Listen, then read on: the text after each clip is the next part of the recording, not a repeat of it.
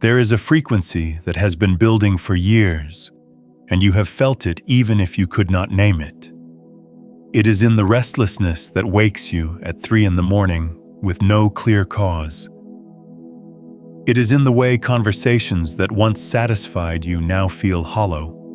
The way institutions you once trusted now seem to be speaking a language you have outgrown. Something enormous is shifting, and the part of you that senses it is not paranoid, not anxious, not broken. That part of you is the most accurate instrument you own, and what it is detecting is real. But here is where most people get this wrong. They hear the phrase collective shift, and they picture some external event, some grand cosmic calendar flipping to a new page, some wave of light descending from above to fix everything. They wait, they watch, they consume content about ascension timelines and astrological ages, and they treat the shift like weather, something that happens to them. And while they wait, the actual shift, the one that matters, the one that is already underway, moves through them unnoticed.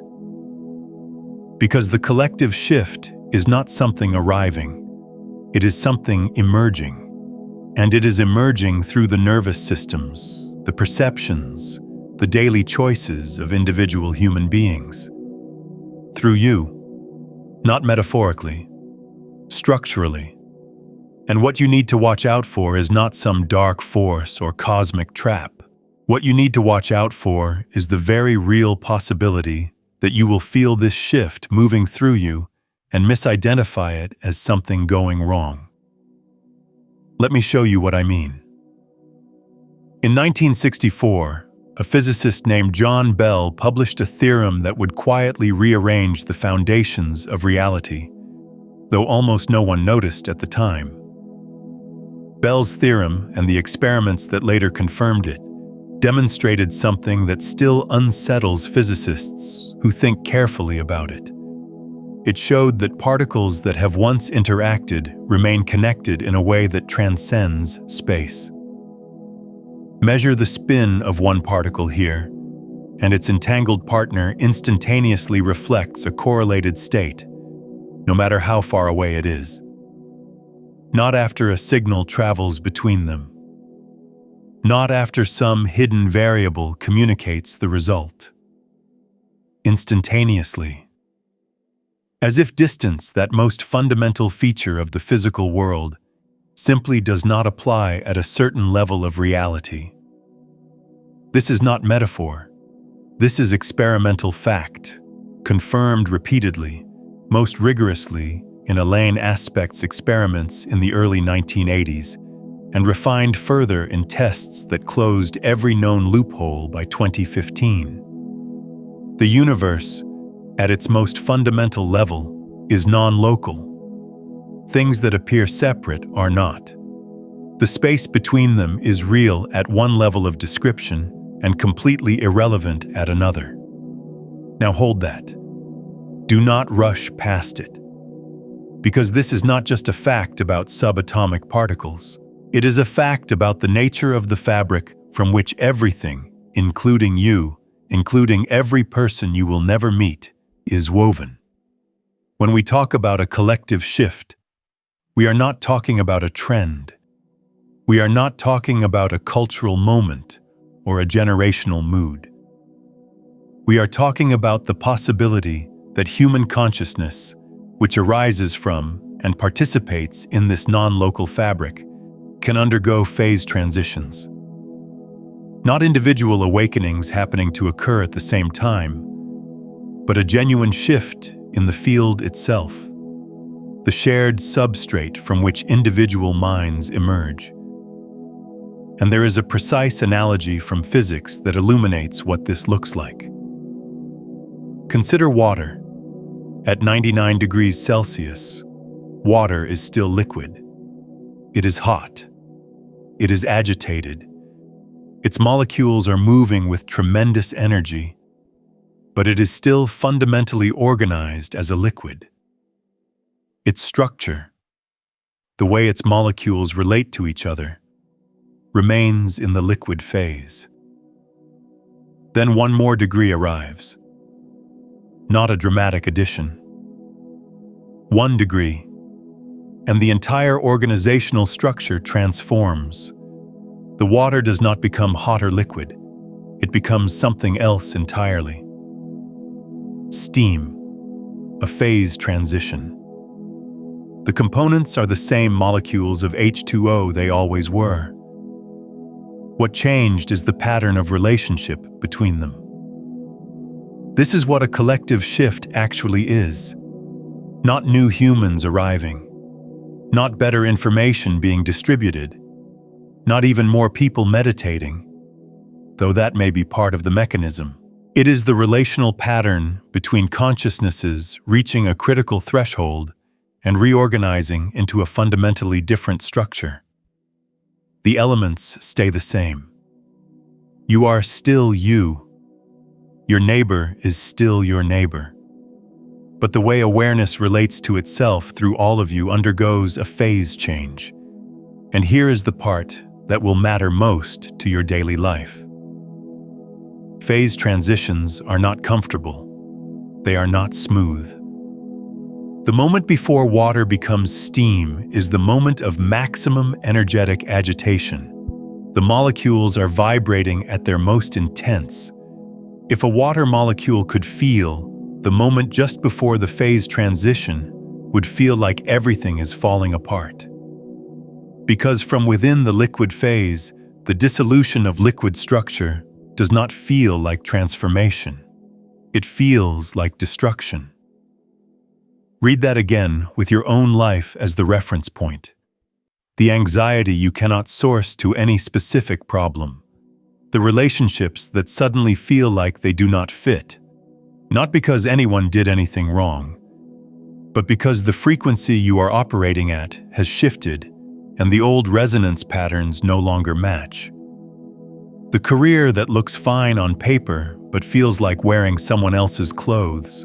If you have been doing everything right and reality still has not shifted, this is the one thing nobody has told you. There is something underneath all of it, quietly running the show. I am hosting a free live transmission where I walk you through exactly what that is and how to finally shift it at the root. The link to register is in the description below. Save your seat. The moment you see this, you will understand why you could not see it before. The deep, persistent sense that the rules you were taught about how life works are not just incomplete but somehow inverted. These are not signs that something is wrong with you. These are signs that you are in the agitation phase of a transition. The molecules of your identity are vibrating at a frequency that the old structure cannot contain. And what you must watch out for is the almost irresistible temptation to interpret this agitation as a problem to be solved, a disorder to be treated, a crisis to be managed back into the old equilibrium. Because that is what every system around you is designed to do. The medical system will offer you a diagnosis. The self-help industry will offer you a 5-step plan to feel better. Your own ego, that magnificent pattern maintenance machine, will offer you a story about why you are failing and what you need to fix. And all of these responses, however well-intentioned, share one assumption: that the previous state was correct, and this disruption is a deviation from it. But what if the previous state was the deviation? What if the discomfort you are feeling is not a malfunction, but a calibration? What if the collective shift is not something you need to prepare for, but something your deepest self has been preparing you for your entire life? If this is resonating with something deep in you right now, take a moment to hit the like button and subscribe so we can continue this exploration together. There is a concept in the philosophy of Alfred North Whitehead that most people have never encountered, but that speaks directly to this moment. Whitehead, writing in the early 20th century, proposed what he called process philosophy, a framework in which reality is not made of static things, but of events, of processes of becoming. In his view, every moment of experience is a creative act. The universe does not consist of matter that occasionally changes. It consists of change that occasionally stabilizes into what we call matter. The fundamental unit of reality is not the particle. It is the occasion of experience. This sounds abstract until you apply it to what is happening right now. If reality is fundamentally processual, fundamentally a flow of becoming, then what we call stability is actually a pattern of repetition. A thing appears solid because the same process repeats itself with such consistency that it looks like a permanent object. Your identity feels fixed because the same patterns of thought, reaction, and perception repeat so reliably that they appear to be a self. The institutions of your society feel permanent because the same agreements, assumptions, and power structures reproduce themselves so faithfully that they appear to be the natural order.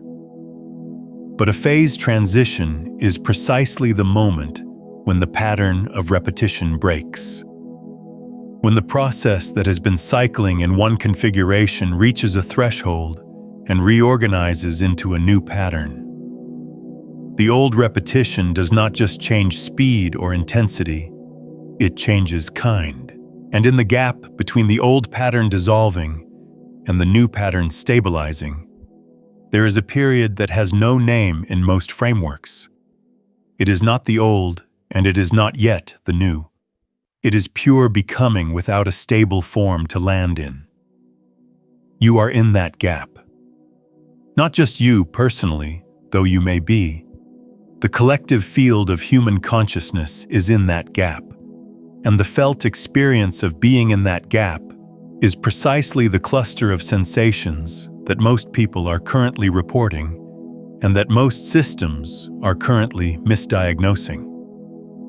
Let me be specific about what the agitation phase looks like, because naming it precisely is the difference between being destabilized by it and navigating it with awareness. The first signature is a dissolution of certainty. Things you were sure of become strangely translucent. Not wrong exactly, but thin. Beliefs you held without questioning them start to feel like costumes rather than skin. You might notice this as a sudden inability to care about things that previously motivated you. A promotion that would have thrilled you 2 years ago now feels irrelevant. A political position you once argued passionately now seems like a game played on a board you no longer recognize. This is not apathy. Apathy is a collapse of energy. This is a withdrawal of investment from structures that your deeper intelligence has already recognized as belonging to the old phase. The second signature is heightened sensitivity. Your nervous system becomes more porous. You feel other people's emotional states more acutely. Crowds become overwhelming in a way they did not used to be. News cycles do not just inform you, they land in your body like physical impacts. You might find yourself needing more silence, more solitude, more time in nature, not because you are becoming antisocial, but because your system is recalibrating its filters. The old filters were designed for the old phase. They screened out what the old pattern deemed irrelevant. As the pattern dissolves, the filters dissolve with it. And suddenly you are receiving more signal than your current processing capacity can handle. I want to pause here and ask you something. Which of these signatures have you been experiencing most intensely? Drop it in the comments below because I think you will find that naming it out loud, even in a single sentence, changes your relationship to it. The third signature is temporal disorientation. Time feels different. Some days collapse into what feels like minutes. Other hours stretch into what feels like weeks. You lose track of what day it is, not because you are distracted, but because the linear time framework, which is itself a feature of a particular phase of consciousness, is loosening its grip. This is consistent with what we know about how the brain constructs the experience of time. Time perception is not a passive recording. It is an active construction performed by neural networks that are themselves responsive to the state of consciousness operating through them. Change the state of consciousness, and you change the felt texture of time. The fourth signature, and this is the one that frightens people most, is the cracking of identity. You look in the mirror, and the person looking back feels like a character you have been playing rather than who you actually are. Roles that once defined you, parent, professional, partner, citizen, start to feel like labels stuck to the outside of something much larger and less nameable. You might experience this as a kind of existential vertigo, a sense that the ground of your selfhood is not as solid as you assumed. And in a culture that treats a stable sense of self as the hallmark of mental health, this cracking can be genuinely terrifying. But here is what I want you to understand. This cracking is not pathology, it is accuracy. The self you constructed, it was always a pattern of repetition, not a fixed entity. It was always a process pretending to be a thing. What is happening now is that the pretense is becoming transparent. You are not losing yourself. You are seeing through the construction to what was always underneath it. And what is underneath it is not nothing. It is the awareness that was doing the constructing all along. This is where the quantum parallel becomes more than analogy and starts to function as direct insight. In quantum mechanics, there is a phenomenon called decoherence. Decoherence is the process by which a quantum system, which exists in superposition, in a state of multiple simultaneous possibilities, loses its quantum behavior and appears to collapse into a single classical state. This happens when the system interacts with its environment in a way that entangles its quantum information with so many environmental degrees of freedom that the interference patterns, the signature of quantum possibility, become undetectable.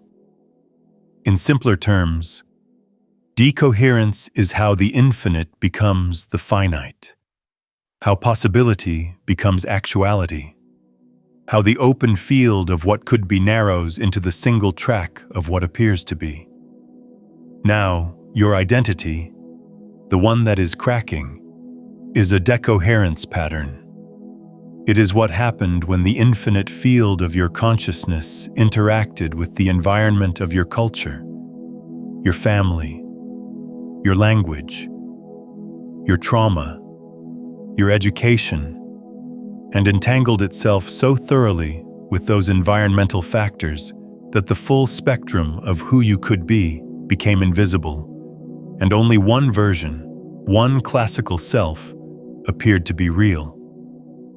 The collective shift is a recoherence, not a return to some previous state, but a loosening of the environmental entanglement that locked consciousness into one narrow expression. As the collective field shifts, the decoherence patterns that maintained your fixed identity and the fixed identities of institutions, nations, economic systems, and belief structures begin to dissolve. The superposition that was always there underneath begins to show through, and this is simultaneously the most liberating and the most disorienting thing that can happen to a human being. Let me tell you what this looks like at the collective level, because the individual experience I have been describing is not happening in isolation. It is a fractal expression of a pattern occurring at every scale simultaneously. Look at institutions. not with the lens of politics or ideology, but with the lens of phase transition. Every major institutional structure on this planet, governance, finance, medicine, education, media, religion, is currently exhibiting the same pattern. The pattern of repetition that maintained them is breaking, not reforming, not evolving within its current structure. Breaking. The old agreements that held these systems together are becoming transparent. People can see through them now in a way they could not before. And the response from within these systems is exactly what you would expect from a structure trying to maintain coherence during a phase transition. Increased rigidity, amplified control, desperate reassertion of the old rules. This is not strength. This is the last vibrational frequency of the old phase before it gives way. Consider what is happening with information itself. For most of human history, information was scarce and controlled. A small number of institutions decided what was true, what was important, what was worth knowing, and distributed that curated reality to a passive population. That structure is not just weakening, it has already collapsed. The old gatekeepers are still standing at the gates, but the walls on either side have dissolved. Information now moves through networks that no institution controls, at speeds that no editorial process can match, in volumes that no human mind can fully process. This is not just a technological change. It is a change in the epistemological structure of collective consciousness. The way humanity knows what it knows has undergone a phase transition, and the chaos, the misinformation, the polarization, the sense that no one can agree on basic reality anymore. This is not a sign that the system is failing. It is the turbulence of a new pattern trying to emerge from the dissolution of the old one. The same pattern is visible in the economy. The financial structures that have organized human labor and resource distribution for centuries are exhibiting the characteristic agitation of a system approaching phase transition. The concentration of wealth is not just an inequality problem. It is a sign that the old pattern is intensifying its own logic to the point of absurdity, which is exactly what systems do just before they reorganize.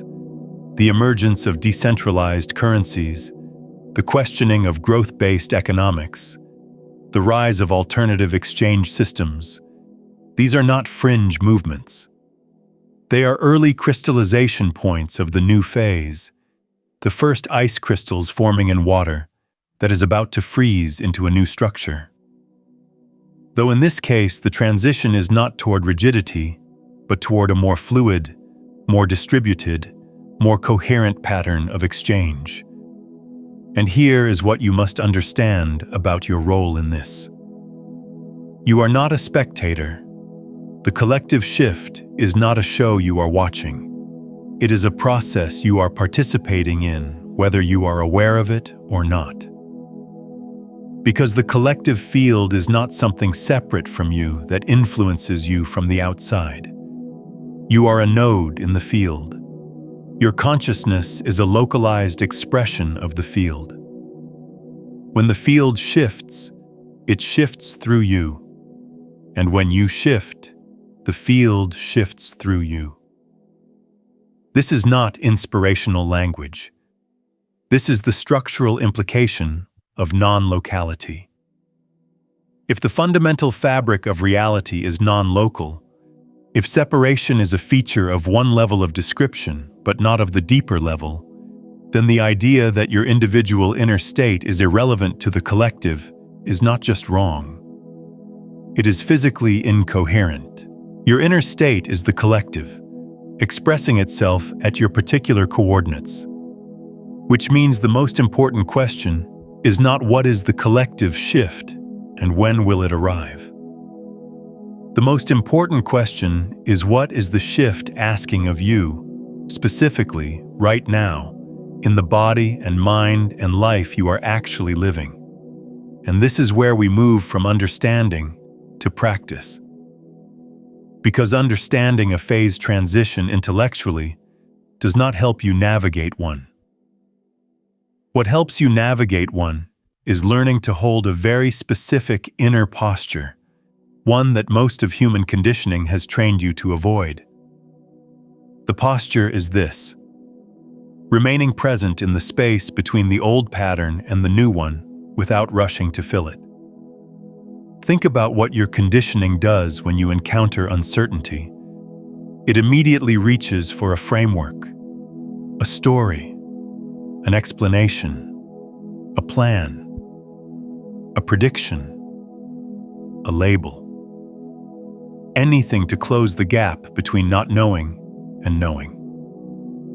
This is the decoherence reflex. It is the mechanism by which consciousness collapses its own possibility space into a single fixed state. And in ordinary times, this reflex is useful. It allows you to function. It gives you a stable self and a stable world to navigate. But during a phase transition, this reflex becomes the primary obstacle, because the gap between the old and the new is not a problem. It is the transition itself. The fertile void, the creative chaos, the space of pure becoming that Whitehead described. This is where the new pattern gestates. If you rush to close it, if you grab the first available framework and use it to reconstruct a sense of certainty, you are not navigating the transition. You are aborting it. You are using the old phase's tools to prevent the new phase from emerging. And this is exactly what you need to watch out for. Not external threats, not cosmic adversaries, not dark timelines. The thing to watch out for is your own reflex to resolve the discomfort of transformation by retreating into a premature certainty. You see this everywhere right now. People who feel the shift and immediately grab a conspiratorial framework to explain it. People who feel the shift and immediately grab a spiritual framework to transcend it. People who feel the shift and immediately grab a political framework to fight it. People who feel the shift and immediately grab a psychological framework to diagnose it. Every one of these responses has the same structure. The uncertainty is intolerable. So consciousness collapses itself into the first available fixed state. And every one of these responses, however sophisticated, prevents the actual transition from completing itself. The alternative is not passivity. It is not doing nothing. It is a very active, very demanding practice of remaining in the open state while the reorganization happens. It is learning to be the space in which the transition occurs, rather than the thing that resists it. Tell me in the comments, what is the old pattern you keep catching yourself reaching for? What is the framework or identity or certainty that your mind tries to reconstruct the moment the groundlessness gets intense? Naming it is the first step in loosening its grip. For those wanting the complete framework behind what we have been exploring, listen to this. Have you spent years chasing manifestation, visualizing, affirming, raising your vibration, only to watch the same patterns repeat? Every traditional method assumes the same thing, that you are separate from what you want. That separation was never real. You were chasing a signal you were already broadcasting.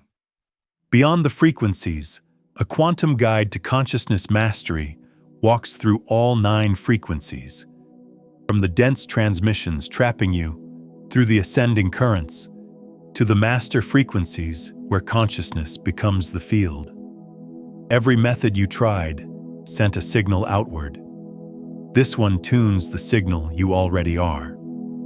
Every day you delay, your nervous system broadcasts the same old signal, and breaking free gets harder.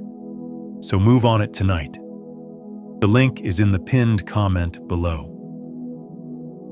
Now let us return to the practice that can help you hold this open space. There is a practice that can help you develop this capacity, and it is deceptively simple. It works directly with the nervous system's response to uncertainty, which is where the real resistance to the shift lives. Not in your beliefs, not in your thoughts. In your body's deep, precognitive response to the unknown. Here is what I want you to try. Not later. Not when conditions are ideal. Now, or the next time you notice the agitation I have been describing. When you feel the groundlessness, the disorientation, the cracking of certainty. Instead of reaching for an explanation, bring your attention to the physical sensation in your body. Not the story about the sensation itself.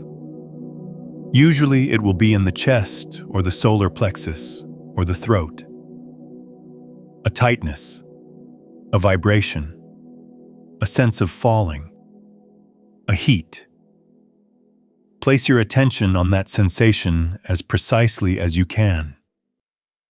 Feel its edges, feel its texture, feel whether it pulses or holds steady, and then do something that will feel counterintuitive. Instead of trying to release it or resolve it or understand it, breathe into it. Not to change it, to be with it. Inhale slowly and imagine the breath moving directly into the center of that sensation. Exhale slowly and let the breath soften the space around the sensation without trying to make the sensation go away. What you are doing is training your nervous system to remain in an open state in the presence of the unknown. You are interrupting the decoherence reflex at the somatic level, which is the only level where it can actually be interrupted. Thoughts about being open do not help. The body's learned capacity to remain open in the presence of uncertainty is what helps. And this capacity, like any capacity, develops through practice. Do this for 2 minutes. Just 2 minutes of being with the groundlessness without narrating it, without resolving it, without reaching for the next framework. And notice what happens. Not what you think should happen. What actually happens. Most people, when they first try this, discover something surprising. The sensation they were interpreting as anxiety or crisis or breakdown, when they actually stay with it without the story, turns out to be energy, raw, undifferentiated energy. Not negative, not positive, just intense, just alive, just moving. The suffering was never in the sensation. The suffering was in the story the mind wrapped around the sensation to try to make it mean something within the old framework. This is the micro-level experience of the collective shift. The energy moving through you is the same energy moving through the collective field. It is the agitation of the phase transition. And when you learn to be with it without collapsing it into a story, you become a node of coherence in the field. You become a point where the new pattern can begin to crystallize. Not because you figured out what the new pattern is, but because you stopped insisting that it conform to the old one. Now I want to take this deeper, because there is a layer to the collective shift that most discussions of it miss entirely, and it has to do with the relationship between individual coherence and field effects. In the 1970s and 80s, a series of studies examined what happens to measurable social indicators when a relatively small number of people in a given area engage in coherent meditative practice simultaneously. The findings, whatever you think of their methodology, pointed to something remarkable. Crime rates, accident rates, hospital admissions, and other markers of social stress showed statistically significant decreases during the periods of coherent group practice and returned to baseline when the practice stopped. The researchers proposed a field effect model that coherent consciousness in a small number of individuals could influence the larger field in which all individuals are embedded. The specific mechanism remains debated, but the underlying principle is consistent with everything we know about non-local systems. In any non-local system, a change in coherence at one point affects the coherence of the whole, not through a signal traveling from point A to point B, through the inherent interconnectedness of the system itself. If consciousness is a non-local field, and the evidence from quantum mechanics suggests that the substrate from which consciousness arises is exactly that, then individual coherence is not a personal luxury. It is a collective contribution. This reframes the entire question of what you are supposed to do during a collective shift. You are not supposed to figure out the right ideology. You are not supposed to choose the right side. You are not supposed to predict the right timeline. You are supposed to become coherent, to bring your own system, your own nervous system, your own perceptual apparatus, your own field of consciousness, into a state of coherence that contributes to the emergence of the new pattern rather than the perpetuation of the old one. And coherence in this context has a very specific meaning. It does not mean feeling good. It does not mean being positive. It does not mean having the right beliefs. Coherence means that the different levels of your system, body, emotion, thought, awareness, are aligned and in communication with each other rather than fragmented and in conflict. Think about what incoherence looks like. Your body is sending one signal, your emotions are telling a different story, your thoughts are constructing a third narrative, and your deeper awareness is being drowned out by the noise of all three. This is the normal state of most human beings most of the time, and it is a state of internal decoherence, a state in which the full spectrum of your consciousness has collapsed into fragmented, conflicting classical states that interfere with each other destructively. Coherence is when these levels align. When your body's intelligence, your emotional truth, your mental clarity, and your deeper awareness all point in the same direction.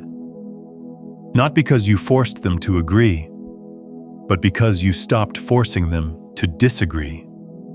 Because you stopped overriding your body's signals with your mind's stories.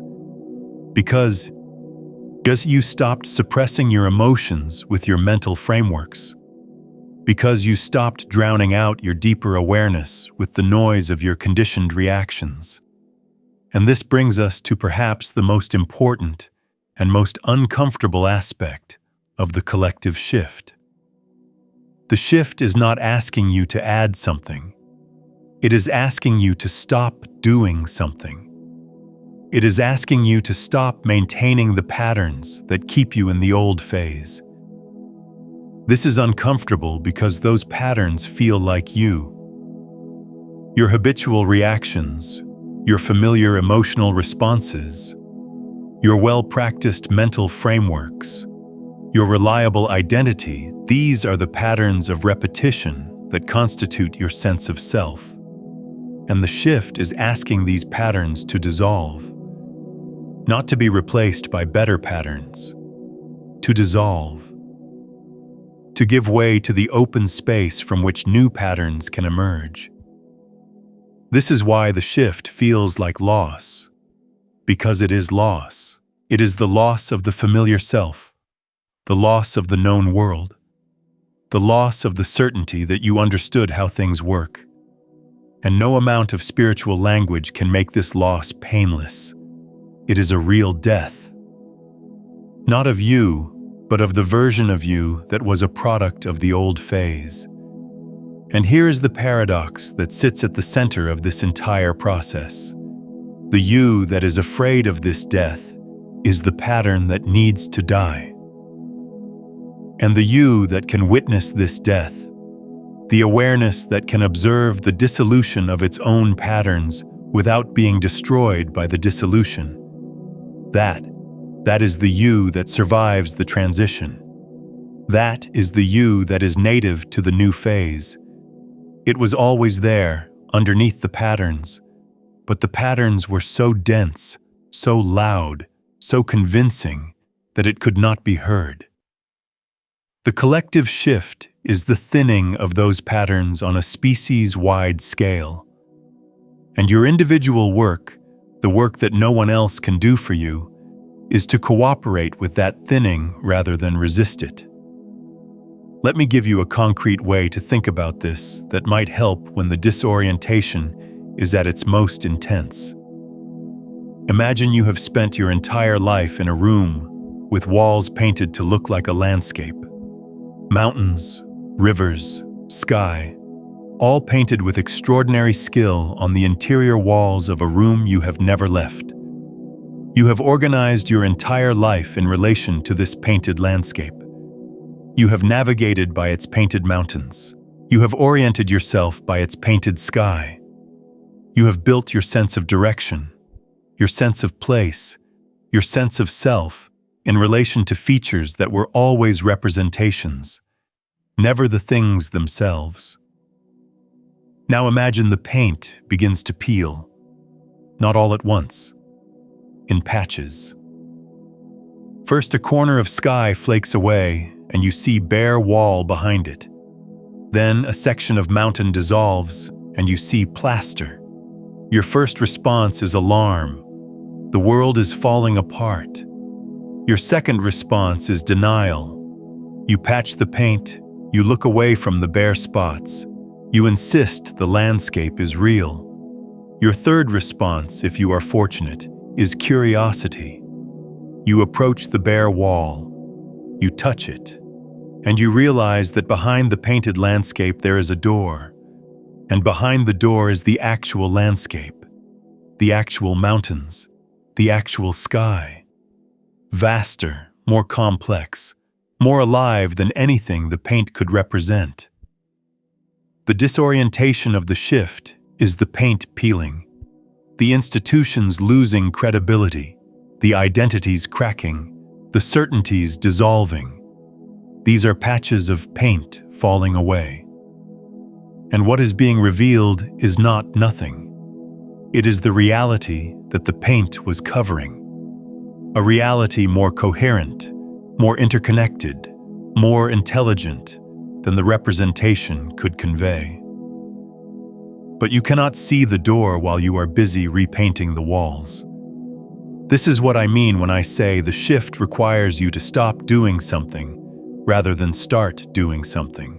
The primary action is cessation, ceasing to maintain the painted landscape, ceasing to reinforce the patterns that keep the old phase in place, ceasing to narrate your experience through frameworks that belong to a reality you are in the process of outgrowing.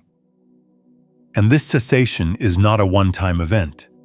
It is a daily practice, a moment-to-moment practice, because the patterns are deeply conditioned and they will reassert themselves constantly. You will wake up in the morning and the old self will boot up like an operating system, loading its familiar programs of worry, planning, judging, defending, seeking. And the practice is not to fight these programs. It is to notice them, to see them as programs rather than as reality, to feel the energy they consume and to gently, persistently withdraw your investment from them. Not all at once, not perfectly, not without backsliding, but consistently. With the patience of someone who understands that a phase transition is not an event but a process, and that the process has its own timing, its own intelligence, its own trajectory that does not need your management. It needs your cooperation. Consider coming back to this video each morning, even just the practice section, to reset your nervous system before the old programs have a chance to fully load. And if someone in your life is going through this agitation phase without understanding what it is, share this with them. That act of sharing is not just passing along information. It is an act of coherence in the field itself, because when two nodes in a non-local system recognize the same pattern, the signal strengthens for everyone connected to them. You become part of the mechanism by which the new phase crystallizes. There is one more dimension of this that I want to explore before we come to rest, because it addresses the fear that sits beneath all the other fears. The fear that the collective shift might not lead somewhere good, that the dissolution of the old might not give way to something better, that the chaos might just be chaos, with no new order on the other side. This fear is legitimate. It deserves to be honored rather than dismissed. And the honest answer is that there are no guarantees. A phase transition is genuinely open. The new pattern is not predetermined. It emerges from the conditions present at the moment of transition. And those conditions include you, include your state of consciousness, include the degree of coherence or incoherence you bring to the process. But there is something that the science of complex systems tells us about phase transitions that is genuinely reassuring, not in a naive way, but in a deep structural way. Complex systems that undergo phase transitions do not transition into random chaos. They transition into higher orders of complexity. The new pattern is not simpler than the old one.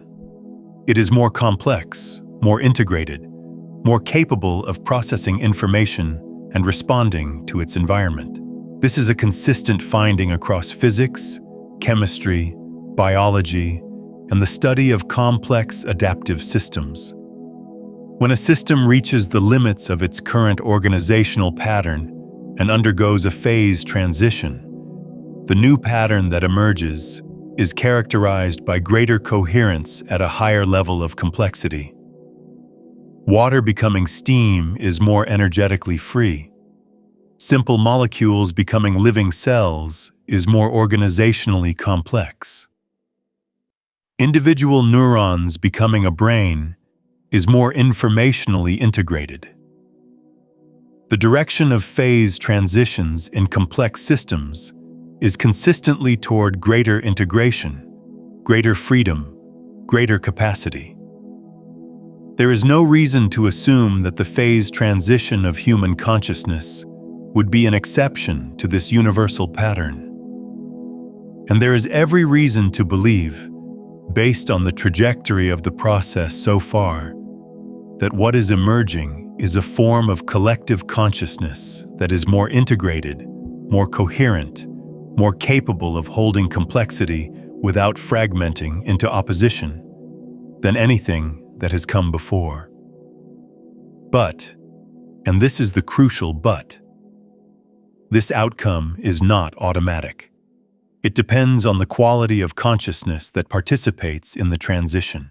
It depends on whether enough nodes in the field, enough individual human beings, can maintain coherence during the agitation phase, rather than collapsing into the reactive patterns that would drag the system back into the old configuration or into genuine chaos.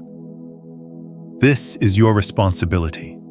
Not to save the world, not to fix the system, not to figure out the right answer. Your responsibility is to remain coherent, to stay present, to keep your nervous system open and your awareness clear during the most disorienting passage humanity has ever navigated. To be a point of stillness in the turbulence.